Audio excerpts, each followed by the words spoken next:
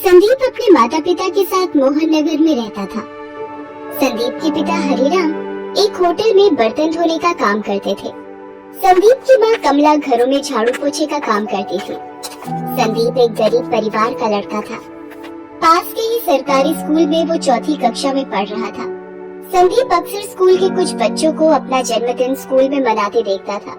School के बच्चे अपने जन्मदिन पर कक्षा में टॉफी और बिस्कुट बांटा करते थे।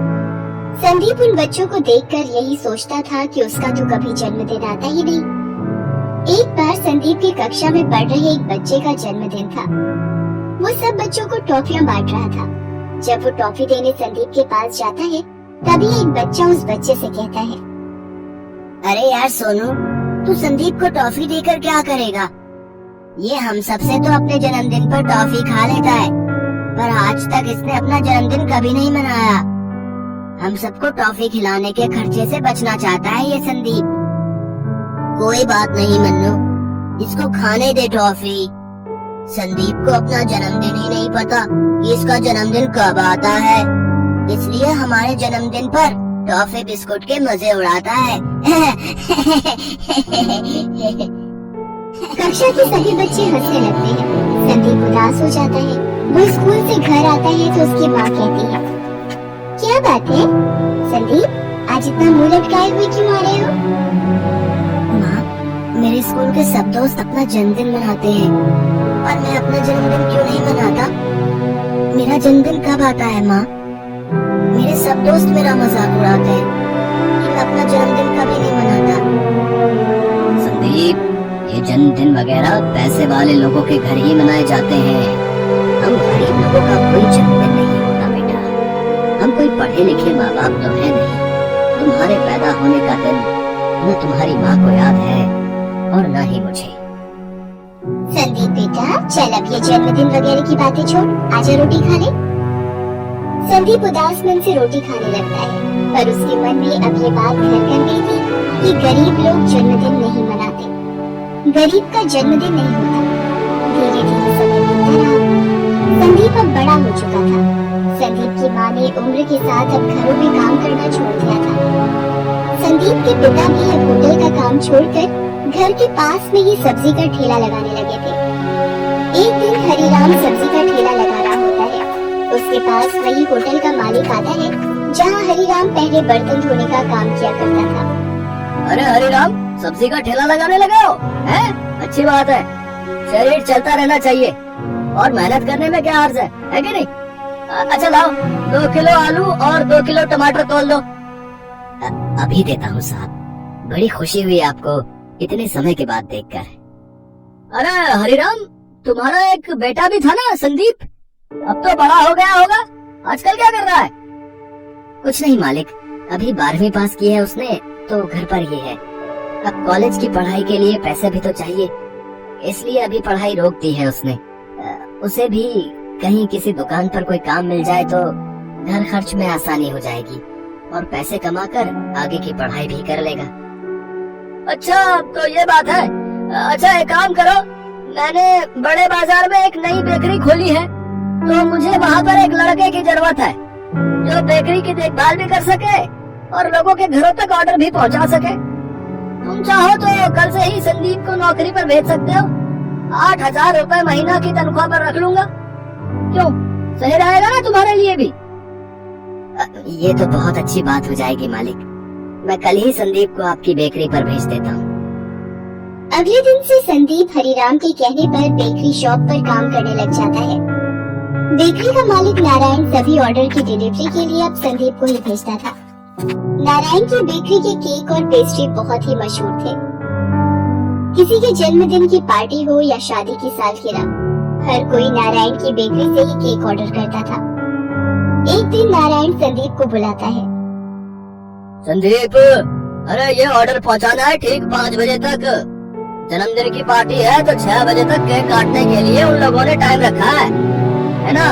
तो हमें जो है 5 बजे तक ऑर्डर पहुंचाने के लिए कहा गया है। ये घर का पता है, ठीक समय पर डिलीवरी पहुंचा देना, ठीक है? संदीप केक का ऑर्डर देने के लिए निकल जाता है। वो जैसे ही आधे रास्ते पहुंचता है, उसकी माँ का फोन आता है। संदीप, बेटा तेरे पिताजी को पता नहीं क्या हो गया है, सब्जी के ठेले पर थे तो बेहोश हो गए। एक आदमी उन्हें छोड़ कर गया है, अभी भी बेहोशी की हालत में है। डॉक्टर को बुलाना होगा बेटा, तू जल्दी घर आ जा। माँ की बात सुनकर संदीप घबरा जाता है। उसे केक का ऑर्डर भी समय पर पहुंचाना होता है, पर वो क्या करे, उसे कुछ समझ नहीं आ रहा होता। उसे केक भी समय पर पहुंचाना होता है, पर उसका घर पहुंचना बहुत जरूरी था। संदीप की माँ घर में अकेली थी और पिताजी की तबीयत बिगड़ती जा रही थी। संदीप घर की तरफ निकल गया। संदीप सीधा डॉक्टर को लेता हुआ ही घर गया। डॉक्टर ने संदीप के पिता का चेकअप किया और कुछ दवाइयाँ लेकर संदीप को दी और संदीप के पिता को कुछ दिन आराम करने के लिए कहा। संदीप ने डॉक्टर द्वारा बताई गई दवाइयाँ लाकर अपने पिताजी को दी और कुछ समय पश्चात जब वो होश में आ गए तो संदीप ने अपनी माँ से कहा, माँ, डॉक्टर ने कहा है पिताजी कमजोरी की वजह से बेहोश हो गए थे, धीरे धीरे दवाइयों से ठीक हो जाएंगे। आप पिताजी के पास बैठो, मैं थोड़ी देर में आता हूँ। मुझे एक ऑर्डर का केक पहुँचाना है, बहुत जरूरी। संदीप केक लेकर जल्दी जल्दी नारायण के दिए पते पर पहुँचता है। संदीप घबरा जाता है कि जिनका ऑर्डर है कहीं वो लोग गुस्से में आकर नारायण को फोन न कर दे, कहीं नारायण उसे नौकरी से न निकाल दे। ये सब ख्याल संदीप के मन में आ रहे थे क्योंकि नारायण के भी बार बार फोन आ रहे होते हैं, पर पिताजी की तबीयत को देखते हुए संदीप नारायण के फोन को नहीं उठा पाता। संदीप थोड़ा घबराया हुआ केक लेकर घर के दरवाजे पर पहुंचता है। जी, आपका केक का ऑर्डर था। सॉरी, थोड़ा लेट हो गया। वो मेरे। कोई बात नहीं बेटे, वैसे भी मेहमान थोड़ा लेट ही आते हैं। मेरे पोते का जन्मदिन है, आज वो 10 साल का हो गया है। रुको, मैं अपने बेटे किशोर को बुलाता हूँ। अरे किशोर बेटा, अरे ये जो केक ऑर्डर किया था, केक आ गया है। चलो मोहित बेटा, तुम्हारे जन्मदिन का केक आ गया है, इसका तुम्हें बेसब्री से इंतजार था। वाओ, मेरा बर्थडे केक आ गया। मम्मी देखो मेरा बर्थडे केक। दादा, दादू देखो। दादी, दादू देखो। जी, नारायण जी की बेकरी से आया हूँ, ये आपका केक। हैप्पी बर्थडे बेटा। थैंक यू भैया। आप भी अंदर आओ ना भैया, आज मेरा बर्थडे है तो आप भी तो गेस्ट हुए ना। हाँ हाँ प्लीज, अगर मोहित का मन है तो थोड़ी देर के लिए आ जाइए। सर मैं आपके घर की पार्टी में, सर मैं कैसे? क्यों नहीं बेटा, आप क्यों नहीं आ सकते?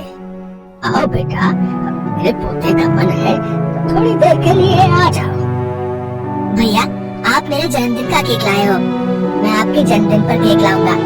आपका जन्मदिन किस डेट को आता है भैया? बचपन का वही प्रश्न संदीप को याद आ जाता है जिसका उत्तर उसे आज तक नहीं मिला था। वो चुप हो जाता है। मोहित दोबारा उससे वही प्रश्न करता है।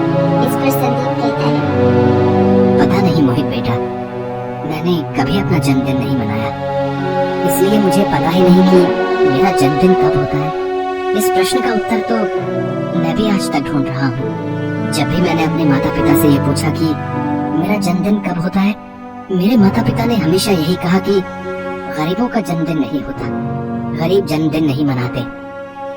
कोई बात नहीं भैया, मैं आपका जन्मदिन मनाऊंगा। पापा, दादू, हम कल भैया का जन्मदिन मनाएंगे। हम भैया के घर चलेंगे ना पापा? हाँ हाँ मोहित बेटा, हम कल इन भैया के घर जरूर चलेंगे। अगले दिन पिता की तबीयत की वजह से संदीप छुट्टी पर होता है। मोहित अपने पिता और दादू को लेकर नारायण की बेकरी पर जाता है। नारायण को लगता है कि कल केक लेट हो गया था, शायद इसी वजह से वो संदीप की शिकायत लेकर आए हैं। नारायण उन्हें बताता है कि संदीप के पिताजी की तबीयत खराब है, कल इसी वजह से उसे आपके घर आने में देर हो गई थी। जब वो उनके घर केक देने जा रहा था तो रास्ते में ही उसकी माँ का फोन आ गया था कि उसके पिताजी की तबीयत अचानक खराब हो गई है, इसी वजह से उसे केक देने में देरी हो गई। मोहित के पिता और दादू नारायण को बताते हैं कि पार्टी शुरू होने से पहले ही संदीप केक ले आया था। संदीप ने अपनी जिम्मेदारी पूरी तरह निभाई है। वो नारायण से संदीप के घर का पता पूछते हैं और एक बढ़िया सा केक भी खरीदते हैं। वो संदीप के घर पहुंचते हैं। संदीप मोहित और उसके पापा व दादू को देखकर हैरान रह जाता है। वो अपने माता पिता से उन्हें मिलवाता है। संदीप भैया, हैप्पी बर्थडे। ये लो आपका बर्थडे केक। कल आप मेरे बर्थडे पर आए थे, आज मैं आपके बर्थडे पर आया हूँ। आओ संदीप भैया केक काटते हैं। आओ बेटा संदीप, अपना जन्मदिन मनाओ और ये केक काटो। मोहित को बहुत खुशी होगी। और बेटा, आज के बाद कभी भी ये मत कहना कि आप गरीब हो बेटा, ठीक है? मन से अमीर होना चाहिए, दिल का अच्छा होना चाहिए, मनुष्य का मन साफ होना चाहिए, तो वो अपने ही आप अमीर हो जाता है। सब मिलकर संदीप का जन्मदिन मनाते हैं। संदीप और उसके माता पिता बहुत खुश होते हैं। संदीप की आंखें खुशी के आंसुओं से भर जाती हैं। थोड़ी सी खुशी भी किसी इंसान के जीवन को ढेर सारी खुशियों से भर देती है। इंसान छोटा या बड़ा नहीं होता, उसके कर्म उसे बड़ा बनाते हैं।